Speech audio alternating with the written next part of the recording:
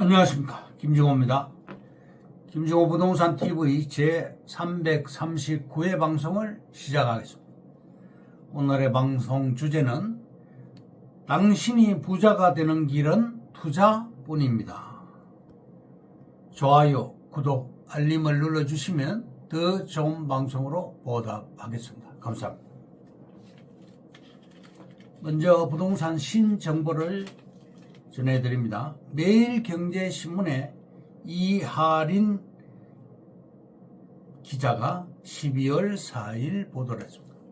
평생 내 집 마련을 하지 못할 것이라고 포기하는 사람이 10명 중 4명 수준인 것으로 나타났습니다. LH공사에 따르면 LH연구원이 최근 주거 이슈에 대한 국민인식 및 주거 불평등 심리지수 개발 연구를 통해 수도권 1019가구를 조사한 결과 응답자의 40%가 평생 내 집 마련이 어려울 것 같다고 응답했습니다. 다만 내 집 마련의 필요성에 대해서는 91.9%가 필요하다라고 응답을 했습니다. 다음, 세계일보의 양다훈 기자가 12월 3일 보도를 했습니다. 서울 아파트 전세가율 2년 만에 최대치 갭 투자 신호탄. 전세가율이 약 2년 만에 최대치를 기록한 것으로 나타났습니다. 3일 KB부동산 통계에 따르면 지난달 서울 아파트 전세가율은 54.01%로 지난 2022년 10월 54.67%를 기록한 이후 가장 높았습니다. 전국 아파트 전세가 비율 역시 67.7%로 2022년 12월 이후 23개월 만에 가장 높았습니다. 다음, 한국경제신문의 오세성 기자가 12월 2일 보도를 했습니다. 분당 고급 아파트로 변신 예고. 분당 서현동 시범단지 2구역 우성 현대 건영 재건축 예정. 재건축 최근 평당 5,100만 원을 기록했습니다.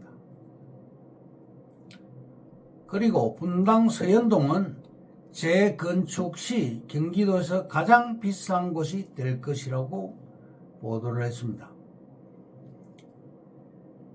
과천시 중앙동 재건축도 과천주공 10단지 재건축이 진행되고 있습니다. 최근 평당 과천주공 10단지도 평당 7,370만 원을 기록했습니다. 시공사로 삼성물산이 선정이 되었습니다.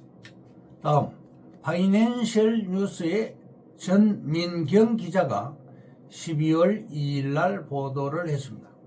10년 만에 기지개 켠 잠실주공 5단지 부동산 시장 들썩들썩. 재건축 사업 본궤도 11월 한 달간 서울서 최다 거래 총 13건이 거래됐습니다. 매매가도 고공행진을 했습니다. 전용 82제곱미터가 33억대로 최고가를 경신했고 조합은 현재 건축심의 신청 준비하고 있으며 이르면 내년 사업 시행인가 전망이 되고 있습니다. 서울 집값의 바로미터로 여겨지는 잠실 5단지가 꿈틀대고 있습니다. 10년 넘게 지연됐던 재건축 사업이 속도를 내며 6천여 가구 대단지로 탈바꿈에 시동을 걸고 있고 잠잠했던 거래가 늘면서 가격도 가파르게 오르는 현상입니다. 또 지난 11월 한 달간 서울에서 가장 많은 거래량을 기록한 것으로 나타났습니다. 잠실 5단지는 1978년 준공된 3,930가구의 대단지로 전용 면적 76제곱미터, 81제곱미터, 82제곱미터로 구성되어 있습니다. 즉 34평형, 35평형, 36평형입니다. 지난달 총 13건의 거래가 이루어졌는데 전용 76제곱미터는 29억 7,700만원에 전용 81제곱미터는 30억 4,590만원에 82제곱미터는 33억 2,500만원에 거래되며 최고가를 경신했습니다. 다음 서울경제신문의 신미진 기자가 12월 1일 보도했습니다. 글로벌 기업 한국 임대시장 눈독. 미 하인스 그룹도 서울 상륙 추진을 하고 있습니다. 930억 불, 약 130조 원 규모의 자산을 운용하는 미국의 부동산 기업 하인스가 국내 임대주택 시장에 진출을 합니다. 영국계 부동산 투자사 M&G 리얼 에스테이트도 내년 상반기 서울에서 임대주택을 공급할 예정입니다. 다음 프레시안 이도환 기자가 9월 12일 보도를 했습니다. 포천시 경기도 경기 북부 대개조 프로젝트 추진 적극 환영합니다. 경기 북부 10개 시군에 대대적인 변화 불러올 것으로 예상됩니다. 경기도는 파주에서 양주, 포천, 남양주를 연결하는 경기 북부 1.5 순환 고속도로를 신설합니다. 교통 연결성을 강화하고 물류 및 이동 편의성을 대폭 향상합니다. 다음 매일경제신문의 황순민 기자가 12월 2일 보도를 했습니다. 한국건설사 기술력의 감탄, 삼합 위 도시의 최첨단 도시철도 달리게 됩니다. 삼성물산 시공 사우디 도시철도 세계 최대 인프라 프로젝트 사우디 국왕이 직접 개통 선언했습니다.